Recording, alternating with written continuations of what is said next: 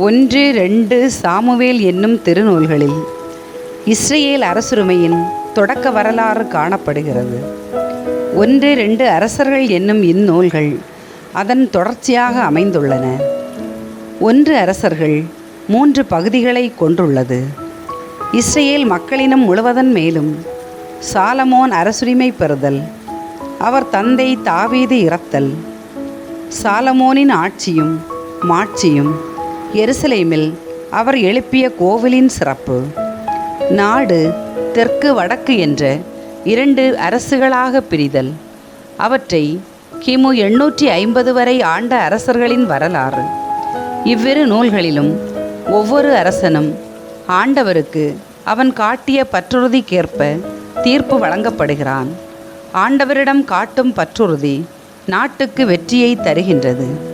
மாறாக வேற்று தெய்வ வழிபாடும் கீழ்ப்படியாமையும் அழிவையே கொணர்கின்றன.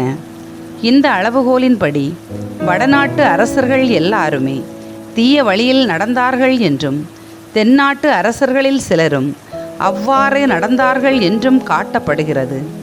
பல இறைவாக்கினர் சிலை வழிபாட்டு நின்றும் ஆண்டவருக்கு கீழ்ப்படியாமை நின்றும் மக்களை தடுத்து நிறுத்தினர். அவர்களுள் எலியா தலை சிறந்தவராக இந்நூலில் காட்டப்படுகின்றார்.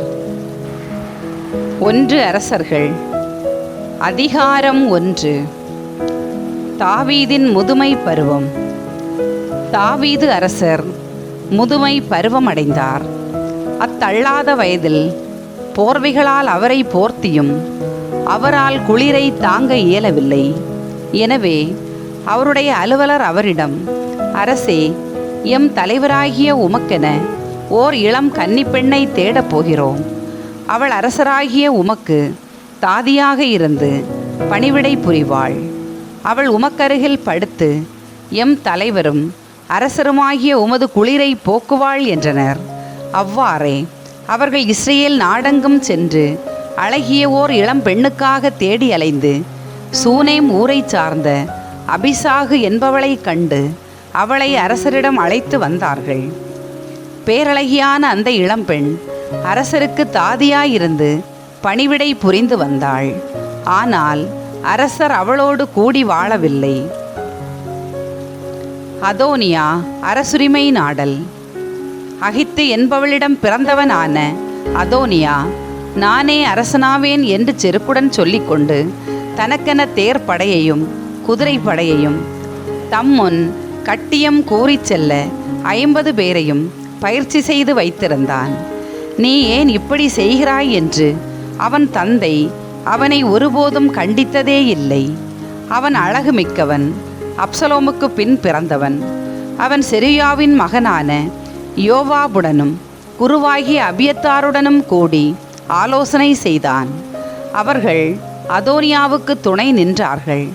ஆனால் குருவாகிய சாதோக்கும் யோயாதாவின் மகன் பெனையாவும் இறைவாக்கினர் நாத்தானும் சிமையி இறையி என்பவர்களும் தாவீதின் மெய் காப்பாளர்களும் அதோனியாவின் பக்கம் சேரவில்லை. அதன் பிறகு ஏன்றாகேல் அருகேயுள்ள சோகலேத்து என்ற பாறையின் மேல் அதோனியா ஆடுகளையும் எருதுகளையும் கொழுத்த கன்றுகளையும் பலியிட்டான். அரசரின் மைந்தரான தன் உடன்பிறந்தார் அனைவரையும், அரச அலுவலரான யூதாவை சார்ந்த அனைவரையும் அதற்கு அழைத்திருந்தான். ஆனால் அவன் இறைவாக்கினர் நாத்தானையோ பெனையாவையோ மெய் காப்பாளர்களையோ தன் சகோதரன் சாலமோனையோ அழைக்கவில்லை. சாலமோன் அரசராதல். இப்படி இருக்க நாத்தான் சாலமோனின் தாயான பத்சேபாவிடம், அகித்தின் மகன் அதோனியா அரசனாகிவிட்டான். இது நம் தலைவர் தாவீதுக்கு தெரியாது. நீர் இது பற்றி கேள்விப்படவில்லையா? உம் உயிரையும் உம் மகன் சாலமோன் உயிரையும் காத்து கொள்ள நான் உமக்கு ஆலோசனை ஒன்று கூறுகிறேன். உடனே அரசர் தாவீதை போய் பாரும். அவரிடம், என் தலைவரே, என் அரசே, நீர் உம் அடியவளாகிய எனக்கு உம் மகன் சாலமோன் எனக்கு பின் ஆட்சியை ஏற்று என் அரியணையில் அமர்வான் என்று ஆணையிட்டு கூறவில்லையா? அப்படியாயின் அதோனியா அரசனாகி இருப்பது எப்படி என்று கேளும். அங்கு நீர் அரசரோடு பேசி கொண்டிருக்கையில் நானும் உமக்கு பின் வருகிறேன், வந்து நீர் பேசியவற்றை உறுதிப்படுத்துகிறேன் என்றார். அவ்வாறே பத்சேபா பள்ளியறையில் இருந்த வயது முதிர்ந்த அரசரை பார்க்கச் சென்றார். அங்கே சூனேமை சார்ந்த அபிசாகு அவருக்கு பணிவிடை செய்து கொண்டிருந்தாள். பத்சேபா அரசரை தாழ்வணிந்து வணங்க, அரசர் என்ன வேண்டும் என்று கேட்டார். அவரோ அவரிடம், என் தலைவரே, நீரும் அடியவளாகிய எனக்கு உன் மகன் சாலமோன் எனக்கு பின் ஆட்சியை ஏற்று என் அரியணையில் அமர்வான் என்று உம் கடவுளாகிய ஆண்டவர் மேல் ஆணையிட்டு கூறவில்லையா? ஆனால் என் தலைவராகிய அரசே, இதோ உமக்கு தெரியாமலே அதோனியா அரசனாகி விட்டான். அவன் மிகுதியான எருதுகளையும் கொழுத்த கன்றுகளையும் ஆடுகளையும் பலியிட்டிருக்கிறான். அரசரின் மைந்தர் அனைவரையும் குருவாகிய அபியத்தாரையும் படைத்தலைவன் யோவாபையும் அழைத்திருக்கிறான். ஆனால் உம் அடியான் சாலமோனை மட்டும் அழைக்கவில்லை. என் தலைவராகிய அரசே, உமக்கு பின் அரியணை ஏறுபவன் யார் என்று நீரே அறிவிக்க வேண்டுமென்று இஸ்ரேல் மக்கள் அனைவரும் எதிர்நோக்கி இருக்கின்றனர். அப்படி அறிவிக்காவிடில் என் தலைவராகிய அரசர் தம் மூதாதையரோடு துயில் கொள்ளும் நாளில் நானும் என் மகன் சாலமோனும் குற்றவாளிகளாக கருதப்படுவோம் என்றார். அவர் இவ்வாறு அரசரோடு பேசி கொண்டிருக்கையில் இறைவாக்கினர் நாத்தான் உள்ளே வந்தார். அங்கே இருந்தவர்கள் அவரிடம், இறைவாக்கினர் நாத்தான் இங்கு வந்திருக்கிறார் என்றார்கள். அவர் உள்ளே நுழைந்து அரசர் முன் சென்று தரைமட்டும் பணிந்து வணங்கினார். அப்பொழுது நாத்தான், என் தலைவராகிய அரசே, உமக்கு பின் அதோனியா அரசாழ்வான், அவன் உம் அரியணை மீது அமர்வான் என்று நீர் கூறியதுண்டா? ஏனெனில் அதோனியா இன்று இங்கிருந்து போய் மிகுதியான எருதுகளையும் கொழுத்த கன்றுகளையும் ஆடுகளையும் பலியிட்டிருக்கிறான். அரசனின் மைந்தர் அனைவரையும் படைத்தலைவராகிய யோவாபையும் குருவாகிய அபியத்தாரையும் அதற்கு அழைத்திருக்கிறான். அவர்கள் அவனோடு உண்டு குடித்து அரசர் அதோனியா வாழ்க என்று முழங்கிக் கொண்டிருக்கிறார்கள். ஆனால் உம் அடியானாகிய என்னையும் குரு சாதோக்கையும் யோயாதாவின் மகன் பெனாயாவையும் உம் அடியான் சாலமோனையும் அவன் அழைக்கவில்லை. என் தலைவரும் அரசருமாகிய உமக்கு பின் அரியணையில் யார் அமர வேண்டும் என்று அடியேனுக்கு இதுவரை நீர் தெரிவிக்கவில்லை. அவ்வாறிருக்க இவையெல்லாம் என் தலைவராகிய அரசரது சொற்படி நடந்திருக்க கூடுமா என்று கேட்டார். அப்பொழுது தாவீது அரசர் மறுமொழியாக, பத்சேபாவை என் முன்னே வரவழையுங்கள் என்றார். அவரும் அரசரிடம் வந்து அவர் முன்னிலையில் நின்றார். அரசர், எல்லா துன்பங்களினின்றும் என் உயிரை காத்த வாழும் ஆண்டவர் மேல் ஆணை, உன் மகன் சாலமோன் எனக்கு பின் ஆட்சியை ஏற்று என் அரியணையில் எனக்கு பதிலாக அமர்வான் என்று இஸ்ரேலின் கடவுளான ஆண்டவர் மேல் ஆணையிட்டு முன்பு நான் சொன்னதை இன்று நான் செய்து முடிப்பேன் என்றார். அப்பொழுது பத்சேபா முகம் தரையில் பட தாழ்ந்து அரசரை வணங்கி, என் தலைவராகிய தாவீது அரசர் நீடூழி வாழ்க என்றார். தாவீது அரசர் குரு சாதோக்கையும் இறைவாக்கினர் நாத்தானையும் யோயாதாவின் மகன் பெனாயாவையும் என்னிடம் அழைத்து வாருங்கள் என்றார். அவ்வாறே அவர்கள் அரசர் முன் வந்தார்கள்.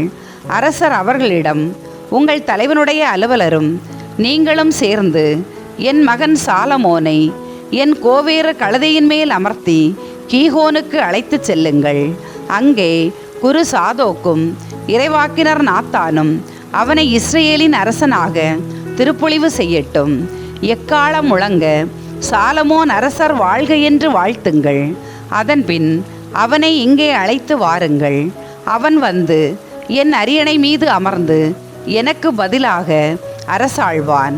இஸ்ரேல் மீதும் யூதாவின் மீதும் அவனை தலைவனாக நியமிக்கிறேன் என்றார். யோயாதாவின் மகன் பெனாயா அரசருக்கு மறுமொழியாக, அப்படியே ஆகுக. என் தலைவரான அரசரின் ஆண்டவராகிய கடவுள் நீர் சொன்னதை உறுதிப்படுத்துவாராக. ஆண்டவர் என் தலைவரான அரசருடன் இருந்தது போல் சாலமோனுடனும் இருப்பாராக. அவரது அரியணையை என் தலைவர் தாவீது அரசர் அரியணையை விட மாண்பு மிக்கதாக ஆக்கியருள்வாராக என்றான். அவ்வாறே குரு சாதோக்கு, இறைவாக்கினர் நாத்தான், யோயாதாவின் மகன் பெனாயா, கிரேத்தியர், பெலேத்தியர் ஆகியோர் அங்கிருந்து போய் சாலமோனை தாவீது அரசரின் கோவேறு கழுதையின் மேல் அமர்த்தி கீகோனுக்கு அழைத்துச் சென்றனர். அங்கே குரு சாதோக்கு கூடாரத்திலிருந்து எண்ணெய் கொம்பை எடுத்து வந்து சாலமோனை திருப்பொழிவு செய்தார். அப்பொழுது எக்காளம் முழங்க எல்லா மக்களும் சாலமோன் அரசர் வாழ்க என்றனர். எல்லா மக்களும் தாரை ஊதிக்கொண்டு மிகுந்த அக்களிப்போடும் ஆர்ப்பரிப்போடும் அவர் பின்னால் சென்றனர். அவர்கள் எழுப்பிய பேரொலியால் நிலமே நடுங்கிற்று. அதோனியாவும் அவனோடிருந்த அனைத்து விருந்தினரும் உண்டு முடித்த வேளையில் இப்பேரொலி அவர்கள் காதுக்கு எட்டியது. எக்கால ஒலி காதில் விழவே யோவாபு, நகரில் ஏன் இத்துணை ஆரவாரம் என்று வினவினார். அவர் பேசிக்கொண்டிருக்கும் பொழுது குரு அபியத்தாரின் மகன் யோனத்தான் அங்கு வந்தான். அதோனியா, உள்ளே வா, நீ திறமை மிக்கவன், நல்ல செய்தியே கொண்டு வருவாய் என்றான். யோனத்தான் அதோனியாவிடம் கூறியது, அதுதான் இல்லை. நம் தலைவராகிய அரசர் தாவீது சாலமோனை அரசராக்கி விட்டார். குரு சாதோக்கு, இறைவாக்கினர் நாத்தான், யோயாதாவின் மகன் பெனாயா, கிரேத்தியர், பெலேத்தியர் ஆகியோரை அவனோடு அனுப்பிவிட்டார். அவர்கள் அவனை அரசரின் கோவேறு கழுதை மேல் அமர்த்தினர். குரு சாதோக்கும் இறைவாக்கினர் நாத்தானும் அவனை கீகோனில் அரசனாக திருப்பொழிவு செய்துவிட்டனர். பிறகு அங்கிருந்து அக்களிப்போடு அவனை அழைத்து வந்துள்ளனர். எனவேதான் நகரில் இத்துணை ஆரவாரம். நீங்கள் கேட்டது அந்த இரைச்சல்தான். சாலமோனும் இப்பொழுது அரச அரியணை மீது அமர்ந்துள்ளான். மேலும் அரசரின் அலுவலர் நம் தலைவராகிய தாவீது அரசரிடம் வந்து, உம் கடவுள் உமது பெயரை விட சாலமோன் பெயரை சிறப்புடையதாய் ஆக்குவாராக, உமது அரியணையை விட அவரது அரியணையை மாண்புடையதாய் ஆக்குவாராக என்று வாழ்த்தினர். அரசரும் தம் படுக்கையில் வணங்கி தொழுது, இஸ்ரேலின் கடவுளான ஆண்டவர் போற்றி, அவர் இன்று என் அரியணை மீது ஒருவனை அமர்த்தியுள்ளார், அதை நான் கண்குளிர கண்டேன் என்றார். உடனே அதோனியாவின் விருந்தினர் அனைவரும் அச்சமுற்று எழுந்து மூலைக்கு ஒருவராக ஓட்டம் பிடித்தனர். அதோனியா சாலமோனுக்கு அஞ்சி ஓடி பலிபீடத்தின் கொம்புகளை பற்றி கொண்டான். அப்பொழுது சாலமோனுக்கு இவ்வாறு தெரிவிக்கப்பட்டது, அதோனியா சாலமோன் அரசருக்கு அஞ்சி பலிபீடத்தின் கொம்புகளை பற்றி கொண்டிருக்கிறான். மேலும் அவன், அரசர் சாலமோன் என் அடியானாகிய உன்னை வாளால் கொல்ல மாட்டேன் என்று இன்றே ஆணையிட்டு கூறட்டும் என்று வேண்டுகிறான். சாலமோனும் அவன் ஒழுங்கான முறையில் நடந்து கொண்டால் அவன் தலைமுடி ஒன்று கூட தரையில் விழாது. ஆனால் அவனிடம் வஞ்சனை எதுவும் காணப்பட்டால் அவன் சாக வேண்டும் என்று பதிலளித்தார். எனவே சாலமோன் அரசர் ஆளனுப்பி பலிபீடத்திலிருந்து அவனை இழுத்து கொண்டு வரச் செய்தார்.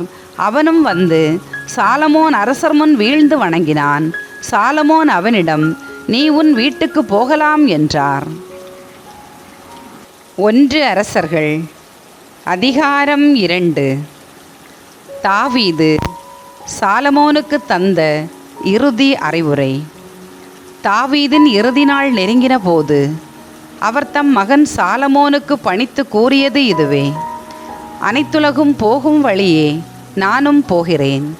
நீ நெஞ்சுறுதியும் வீரமும் கொண்டவனாயிரு. உன் கடவுளாகிய ஆண்டவரின் ஆணைகளை கடைபிடி. அவர் காட்டும் வழியில் நட. மோசேயின் சட்ட நூலில் எழுதப்பட்டுள்ள கடவுளுடைய நியமங்கள், விதிமுறைகள், நீதி சட்டங்கள், ஒழுங்குமுறைகள் ஆகியவற்றை கடைபிடி. இப்படி செய்தால் நீ செய்யும் காரியங்களிலும் செல்லும் இடங்களிலும் வெற்றி காண்பாய். ஏனெனில் ஆண்டவர் என்னை நோக்கி, உன் மைந்தர்கள் தங்கள் முழு இதயத்தோடும் முழு உள்ளத்தோடும் என் முன்னிலையில் உண்மையுடன் நடப்பார்களானால் இஸ்ரேலின் அரியணையில் அமர்வதற்கேற்ற ஒருவன் அவர்களுள் இல்லாமல் போவதில்லை என்று எனக்கு கொடுத்த வாக்கு அப்போதுதான் நிலைத்திருக்கும். இஸ்ரேலின் 2 படைத்தலைவர்களான நேரின் மகன் அப்னேர், எத்தேரின் மகன் அமாசா ஆகியோருக்கு செருயாவின் மகன் யோவாபு செய்ததும் அதனால் எனக்கு நேர்ந்ததும் உனக்கு தெரியும். அவன் போர்க்காலத்தில் சிந்தப்பட்ட இரத்தத்திற்கு பழிவாங்க சமாதான காலத்தில் அவர்களை கொன்றான். அவ்வாறு செய்து அவன் தன் அரை கச்சையிலும் தன் மிதியடிகளிலும் இரத்த கரை படிய செய்தான். ஆகையால் அவனுடன் விவேகமாய் நடந்து கொள். அவன் நரைமுடியனாய் மன அமைதியுடன் பாதாளத்தில் இறங்க விட்டுவிடாதே. கிளையாதை சார்ந்த பர்சல்லாயின் மைந்தர்களுக்கோ இரக்கம் காட்டு. உன் பந்தியில் உண்பவர்களோடு அவர்களும் இருக்கட்டும். ஏனெனில் உன் சகோதரன் அப்சலோமுக்கு அஞ்சி நான் ஓடிய பொழுது எனக்கு அவர்கள் துணை நின்றார்கள்.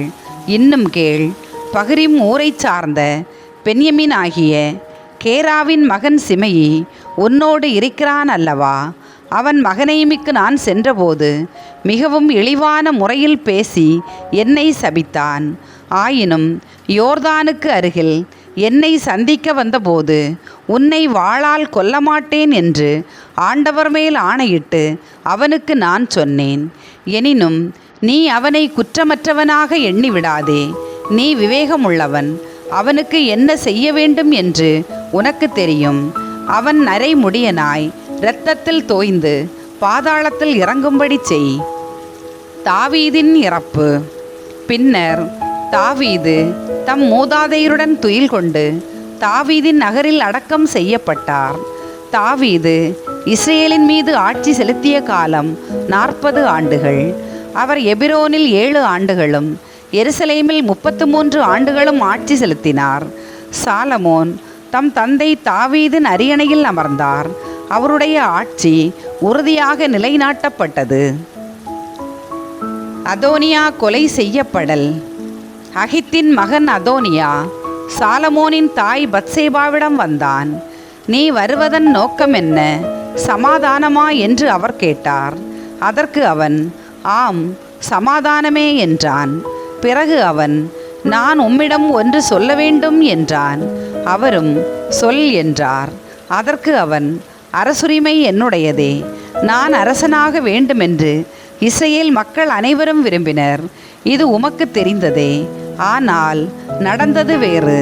அரசுரிமை என் சகோதரனுக்கு போய்விட்டது. அது ஆண்டவரின் திருவுளம். ஆயினும் உம்மிடம் ஒன்று வேண்டிக்கொள்ள விரும்புகிறேன். அதை நீர் எனக்கு மறக்கக்கூடாது என்றான். அதற்கு அவர், அது என்ன? சொல் என. அவன், அரசர் சாலமோன் சொல்லை தட்டமாட்டார். சூனோமை சார்ந்த அபிசாகை எனக்கு மணமுடித்து வைக்கும்படி அவரிடம் சொல்லும் என்றான்.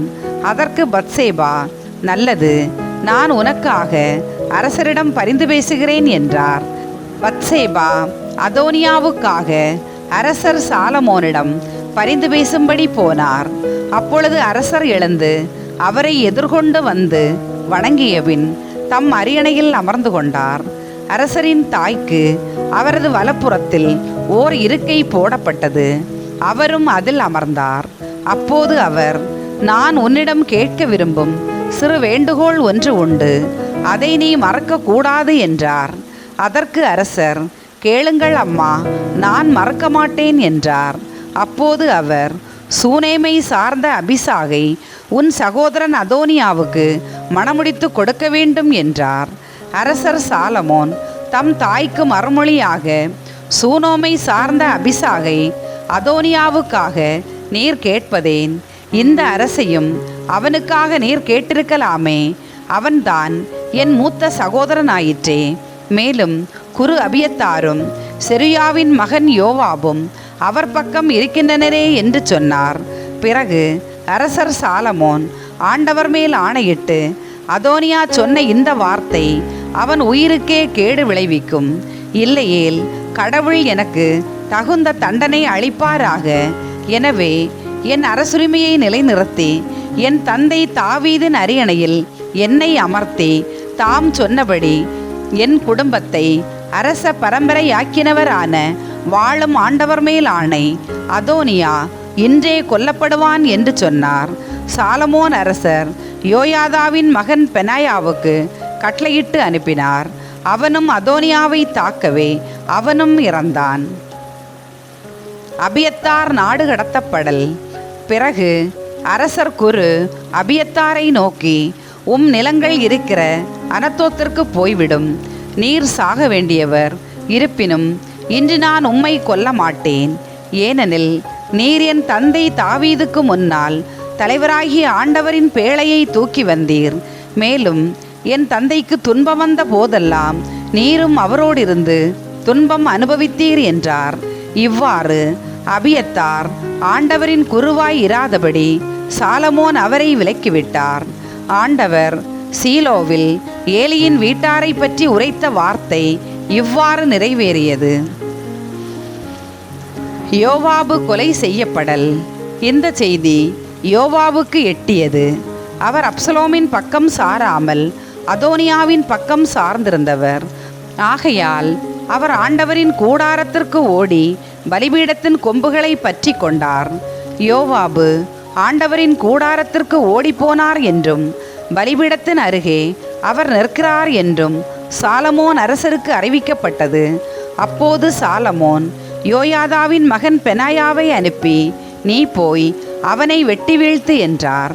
பெனாயா ஆண்டவரின் கூடாரத்திற்கு போய் அவரை கண்டு, வெளியே வா, இது அரச கட்டளை என்றான். அதற்கு அவர் மறுமொழியாக, முடியாது, நான் இங்கேயே சாவேன் என்றான். எனவே பெனாயா அரசரிடம் திரும்பி வந்து யோவாபு தனக்கு கூறிய மறுமொழியை தெரிவித்தான். அப்போது அரசர் அவனை நோக்கி, அவன் சொன்னபடியே செய், அவனை கொன்று அடக்கம் செய். இவ்வாறு யோவாபு சிந்திய குற்றமற்ற இரத்தத்தின் பழி என்னையும் என் தந்தையின் வீட்டாரையும் விட்டு நீங்கச் செய். இந்த இரத்தப் பழியை ஆண்டவர் அவன் தலைமேலேயே விழச் செய்வாராக. ஏனெனில் அவன் தன்னை விட நேர்மையிலும் பண்பிலும் சிறந்தவர்களான நேரின் மகனும் இஸ்ரேலின் படை தலைவனுமான அப்னேர், எத்தேரின் மகனும் யூதாவின் படை தலைவனுமான அமாசா ஆகியோரை என் தந்தை தாவீதுக்கு தெரியாமல் தாக்கி வாளால் கொன்றான். இந்த இரத்தப்பழி யோவாபின் தலைமேல் மட்டுமன்று, அவன் வழிமரபினர் தலைமேலும் என்றென்றும் இருப்பதாக. ஆனால் தாவீது, அவர் வழிமரபினர், அவர் வீட்டார் ஆகியோர் மீதும் அவர் அரியணை மீதும் என்றென்றும் ஆண்டவரின் சமாதானம் தங்கியிருப்பதாக என்றார். அவ்வாறே யோயாதாவின் மகன் பெனாயா புறப்பட்டு போய் யோவாபை தாக்கி கொன்றான். அவர் பாலை நிலத்திலிருந்த தம் வீட்டில் அடக்கம் செய்யப்பட்டார். அப்பொழுது அரசர் யோவாவுக்கு பதிலாக யோயாதாவின் மகன் பெனாயாவை படைத்தலைவனாக நியமனம் செய்தார். மேலும் அபியத்தாருக்கு பதிலாக சாதோக்கை குருவாக நியமித்தார். சிமையி கொலை செய்யப்படல். பிறகு அரசர் சிமையை வரவழைத்து அவனை நோக்கி, நீ எருசலேமில் ஒரு வீட்டை கட்டிக்கொண்டு வேறெங்கும் செல்லாமல் அங்கேயே குடியிரு. என்று நீ வெளியேறி கதிரோ நீரோடையை கடப்பாயோ, அன்றே நீ கொல்லப்படுவது உறுதி. இதை திண்ணமாய் அறிந்துகொள். உன் இரத்தத்தின் பழி உன் தலைமேலேயே விழும் என்றார். சிமையி அரசரை பார்த்து, நல்லது அரசே, என் தலைவராகிய நீர் சொன்னபடியே அடியேன் செய்வேன் என்றார். அவ்வாறே சிமையி நெடுநாள் எருசலேமில் குடியிருந்தான். 3 ஆண்டுகளுக்கு பின் சிமையின் அடிமைகளில் 2 காத்தின் மன்னனாகிய மாக்கா மகன் ஆக்கிசிடம் ஓடிவிட்டனர். அந்த அடிமைகள் காத்தில் இருப்பதாக சியமி கேள்விப்பட்டான். உடனே சிமையி தன் கழுதைக்கு சேணம் பூட்டி தன் அடிமைகளை தேட புறப்பட்டான்.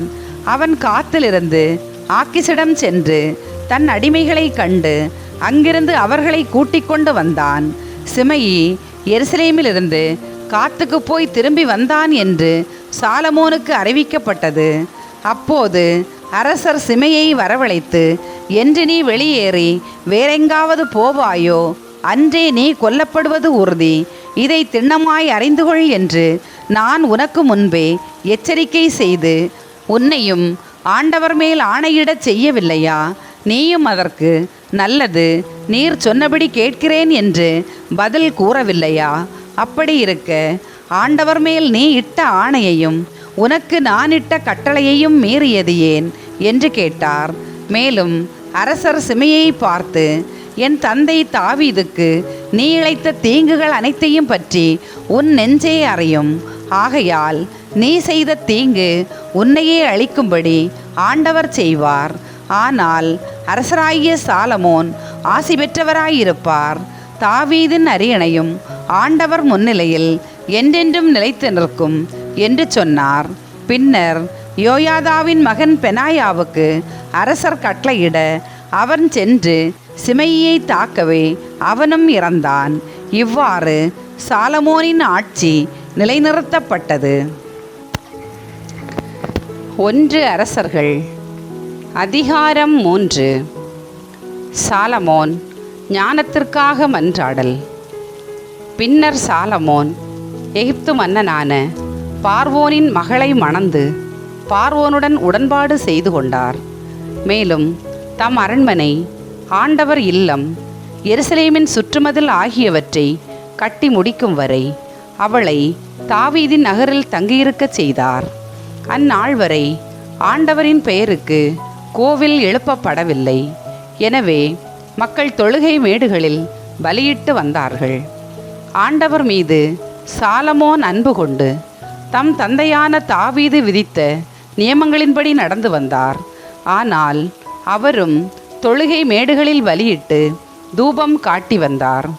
ஒரு நாள் அரசர் பலி செலுத்துமாறு கிபயோனுக்கு சென்றார். அங்கேதான் மிக முக்கியமான தொழுகை மேடு இருந்தது. அங்கிருந்த பலிபீடத்தின் மேல்தான் சாலமோன் 1000 எரிபலிகளை செலுத்தியிருந்தார். அன்றிரவு கிபயோனில் ஆண்டவர் சாலமோனுக்கு கனவில் தோன்றினார். உனக்கு என்ன வரம் வேண்டும் கேள் என்று கடவுள் கேட்டார். அதற்கு சாலமோன், உம் அடியாராகிய என் தந்தை தாவீது உமது பார்வையில் உண்மையுடனும் நீதியுடனும் நேரிய உள்ளத்துடனும் நடந்து கொண்டார். அதனால் நீர் அவருக்கு பேரன்பு காட்டினீர். அந்த பேரன்பை அவருக்கு என்றும் காட்டி வந்து இன்று அவரது அரியணையில் வீற்றிருக்கும் மகனை அவருக்கு தந்தீர். என் கடவுளாகிய ஆண்டவரே, நீர் அடியேனை என் தந்தை தாவீதுக்கு பதிலாக அரசனாக்கி உள்ளீர். நான் செய்வதறியாத சிறு பிள்ளை. இதோ உமக்கென நீர் தெரிந்து கொண்ட திரளான மக்களிடையே அடியேன் இருக்கிறேன். அவர்கள் எண்ணி கணிக்க முடியாத மாபெரும் தொகையினர். எனவே மக்களுக்கு நீதி வழங்கவும் நன்மை தீமை பகுத்தறியவும் தேவையான ஞானம் நிறைந்த உள்ளத்தை அடியேனுக்கு தந்தருளும். இல்லாவிடில் உமக்குரிய இம்மாபெரும் மக்களினத்திற்கு நீதி வழங்க யாரால் இயலும் என்று கேட்டார். சாலமோன் இவ்வாறு கேட்டது ஆண்டவருக்கு உகந்ததாயிருந்தது.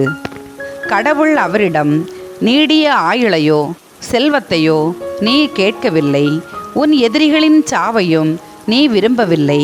மாறாக நீதி வழங்க தேவையான ஞானத்தை மட்டுமே கேட்டிருக்கிறாய். இதோ நான் இப்பொழுது நீ கேட்டபடியே செய்கிறேன். உனக்கு நிகரான உனக்கு முன்னே எவரும் இருந்ததில்லை, உனக்கு பின்னே இருக்கப் போவதும் இல்லை. அந்த அளவுக்கு ஞானமும் பகுத்தறிவும் நிறைந்த உள்ளத்தை உனக்கு வழங்குகிறேன். இன்னும் நீ கேளாத செல்வத்தையும் புகழையும் உனக்கு தருவேன். ஆகையால் உன் வாழ்நாள் முழுவதிலும் உனக்கு இணையான அரசன் எவனும் இரான். மேலும் உன் தந்தை தாவீதைப் போல் நீயும் என் வழிகளில் நடந்து என் நியமங்களையும் விதிமுறைகளையும் கடைபிடித்து வந்தால் உனக்கு நீண்ட ஆயுளையும் வழங்குவேன் என்றார். சாலமோன் கனவினின்று விழித்தெழுந்தார். பின்னர் எருசலேமுக்கு புறப்பட்டு சென்று ஆண்டவரின் உடன்படிக்கை பேழையின் முன் நின்று எரிபலிகளையும் நல்லுறவு பலிகளையும் செலுத்தினார். பின் தம் அலுவலர் அனைவருக்கும் பெரும் விருந்து அளித்தார். சாலமோனின் ஞானமிகு தீர்ப்பு. ஒரு நாள் 2 விலைமாதர் அரசர் முன்னிலையில் வந்து நின்றனர். அவர்களுள் ஒருத்தி, என் தலைவரே, இந்த பெண்ணும் நானும் ஒரே வீட்டில் குடியிருக்கிறோம். அந்த வீட்டில் அவள் என்னுடன் இருந்தபோது நான் ஒரு குழந்தையை பெற்றெடுத்தேன். என் குழந்தை பிறந்து 3 நாள் ஆனபின் அவளும் ஒரு குழந்தையை பெற்றெடுத்தாள். அந்த வீட்டில் எங்கள் இருவரை தவிர வேறு யாரும் இல்லை.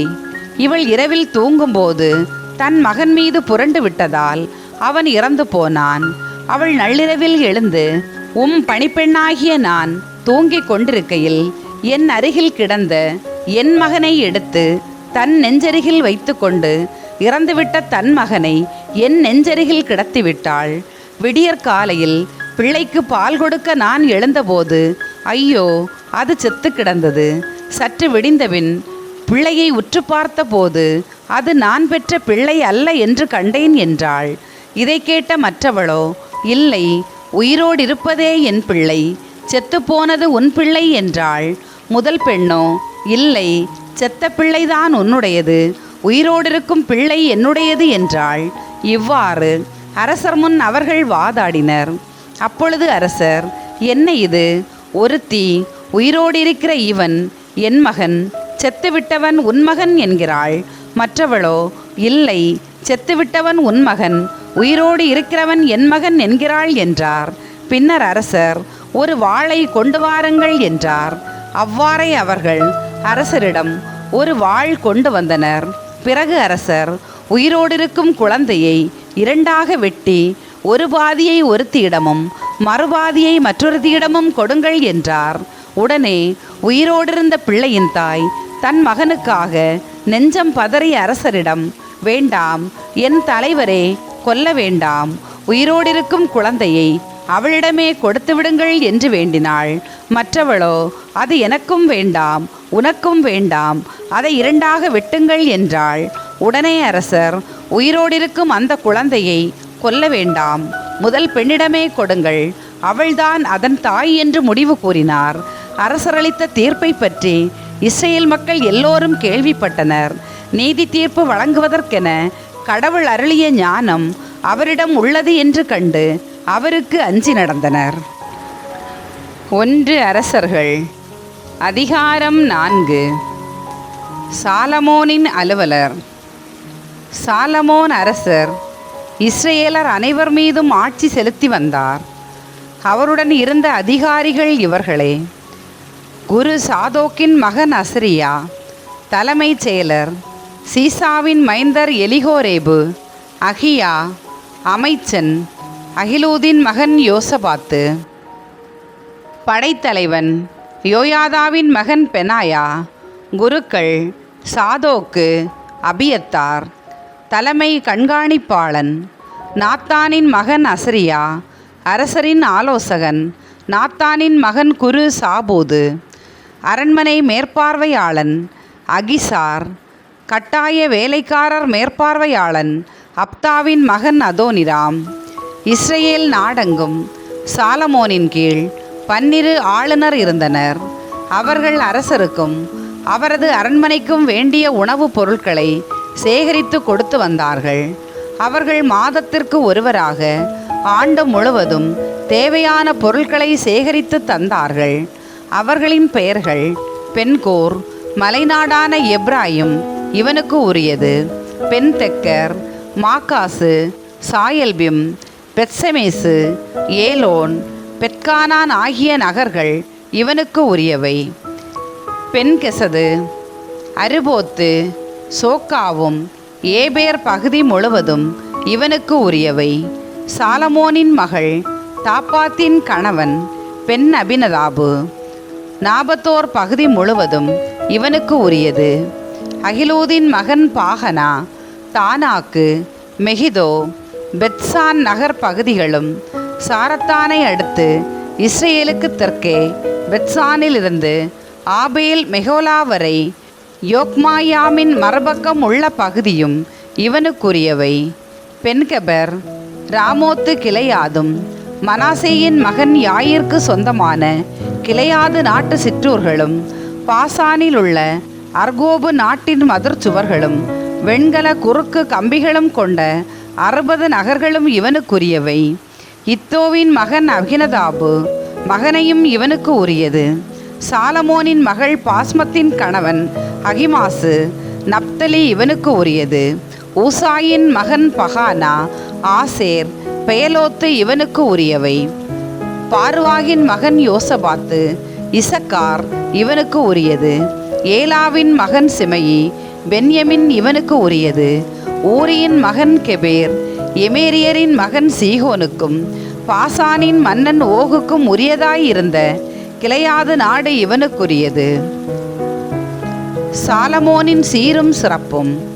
இவர்களை தவிர யூதா பகுதிக்கு ஆளுநர் ஒருவர் இருந்தார். யூதா இஸ்ரேல் மக்கள் கடற்கரை மணலைப் போல் திரளாய் உண்டு குடித்து மகிழ்ந்திருந்தனர்.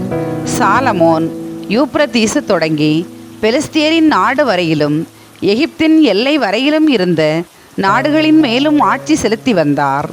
அவரது வாழ்நாள் முழுவதும் அந்நாடுகளின் மக்கள் சாலமோனுக்கு கப்பம் கட்டி அடிபணிந்திருந்தனர்.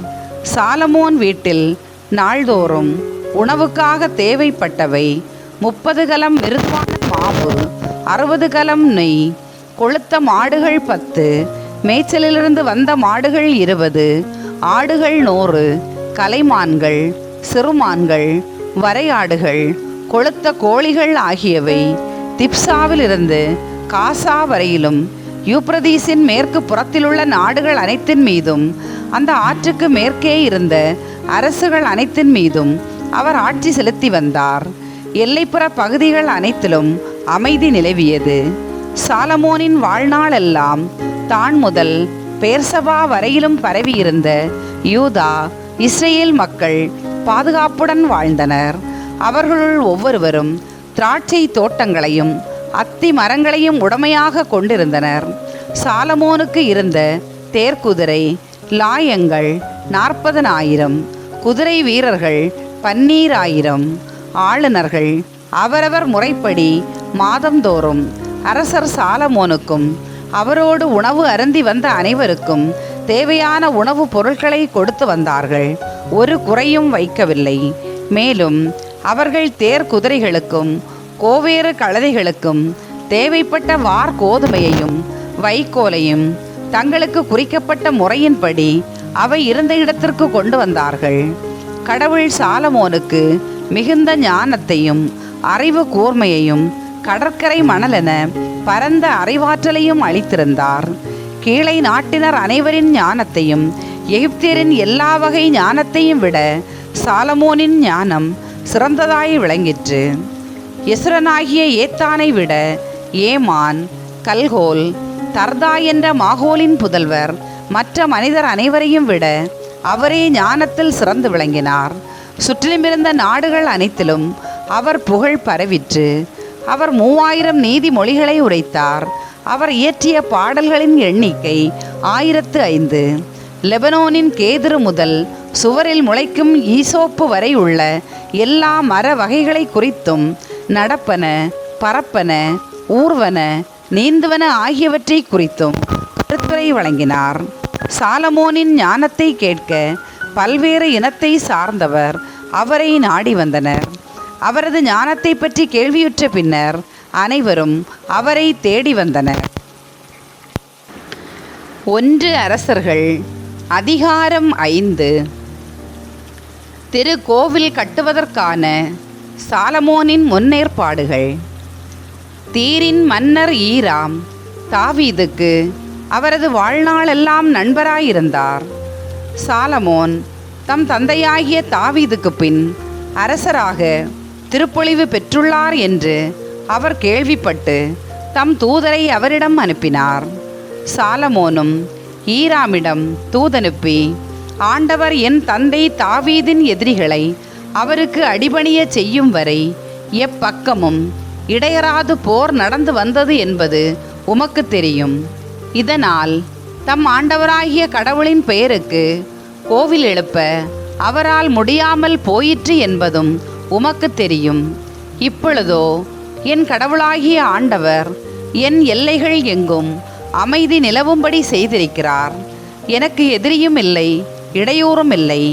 ஆகையால் ஆண்டவர் என் தந்தை தாவீதை நோக்கி, உனக்கு பின் உன் அரியணையில் நான் அமர்த்தும் உன் மகனே என் பெயருக்கு கோவில் கட்டுவான் என்று சொன்னபடியே என் கடவுளாகிய ஆண்டவரின் பெயருக்கு கோவில் எழுப்ப எண்ணியுள்ளேன். எனக்கு தேவையாயிருக்கும் கேதுரு மரங்களை லெபனோனிலிருந்து வெட்டி தருமாறு பணியாளருக்கு கட்டளையிடும். மரம் வெட்டுவதில் சீதோனியரை போல் திறமையுள்ளவர் என் குடிமக்களுள் ஒருவரும் இல்லை என்பது உமக்கு தெரியும். என் பணியாளர் பணியாளரோடு சேர்ந்து வேலை செய்வார்கள். பணியாளருக்கு நீர் குறிப்பிடும் கூலியை நான் கொடுத்து விடுகிறேன் என்று சொன்னார். ஈராம் சாலமோனின் வார்த்தைகளை கேட்டு மிகவும் மகிழ்ந்து அந்த ஏராளமான மக்களை ஆளும்படி தாவீதுக்கு ஞானமுள்ள ஒரு மகனை கொடுத்த ஆண்டவர் இன்று வாழ்த்த பெறுவாராக என்றார். மேலும் ஈராம் சாலமோனிடம் ஆள் அனுப்பி, நீர் எனக்கு சொல்லி அனுப்பியதை கேட்டேன். உமது விருப்பப்படியே கேதுரு மரங்களையும் நூக்கு மரங்களையும் அனுப்பி வைக்கிறேன். என் பணியாளர் லெபனோனில் இருந்து அவற்றை கடற்கரைக்கு கொண்டு வருவார்கள். தெப்பம் தெப்பமாக கட்டி கடல் வழியாக நீர் குறிக்கும் இடத்திற்கு அனுப்பி அங்கே அவற்றை அவிழ்த்து உம்மிடம் சேர்ப்பிப்பேன். அவற்றை நீர் பெற்றுக்கொள்ளும். என் வீட்டாருக்கு உணவுப் பொருள் கொடுத்தால் போதும். இதுவே என் விருப்பம் என்று தெரிவித்தார். அப்படியே ஈராம் சாலமோனுக்கு கேதுரு மரங்களையும் நூக்கு மரங்களையும் அவர் விரும்பியபடி அனுப்பி கொண்டிருந்தார். சாலமோன் ஈராம் வீட்டாரின் உணவுக்காக 20,000 கலம் கோதுமையும் 200 குடம் பிழிந்து வடிகட்டிய ஒலிவ எண்ணெயும் கொடுத்தார். இவ்வாறு ஈராமுக்கு சாலமோன் ஆண்டுதோறும் கொடுத்து வந்தார். ஆண்டவர் தாம் சாலமோனுக்கு வாக்களித்திருந்தபடியே அவருக்கு ஞானத்தை தந்தருளினார்.